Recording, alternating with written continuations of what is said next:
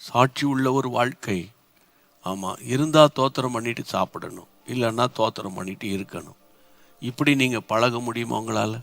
இருந்தானே என்ன, பணம் இருந்துச்சுன்னா சரி, இன்றைக்கி மட்டன் வாங்குறதுக்கு பணம் இருக்குது, சிக்கன் வாங்குறதுக்கு பணம் இருக்குன்னா சந்தோஷமாக நீங்கள் வாங்கி சாப்பிடுங்க. இன்றைக்கி பணம் இல்லை அப்படின்னா பருப்பு குழம்பு தான் சாப்பிடணும்.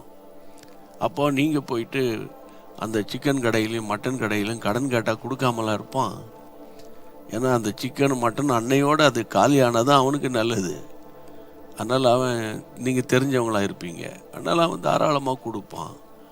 அப்போது அவனுக்கு வியாபாரத்துக்கு வியாபாரம். ஆனால் உங்களை பிசாசு கடன்காரன் ஆக்கி உங்களை சாப்பிட வைக்கிறான். அதில் என்ன சந்தோஷம் யாருக்கு?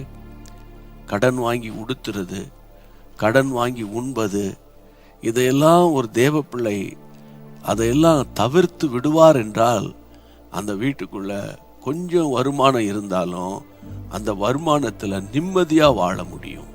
அந்த வருமானத்தில் நிம்மதியாக வாழ முடியும். கொஞ்சம் யோசித்து பாருங்க, உங்கள் வீட்டில் எவ்வளோ கஷ்டம் இல்லை, எவ்வளோ போராட்டம், அதுலேயும் கர்த்தர் கிருபையாக உங்களை நடத்திட்டு வரார்ல, கிருபையாக நடத்திட்டு வராரு. ஆகவே இம்மட்டும் நடத்தின தேவன் இனிமேல் உங்களை நடத்துவார். அப்போ சாட்சி உள்ளவங்களா வாழ்ந்தா தான் ஜெபம் நல்ல வேகமா, விறுவிறுப்பா, சுறுசுறுப்பா, பிசாசை அதட்டி கட்டிந்து கொண்டு அதிகாரத்தோடு ஜெபிக்க முடியும்.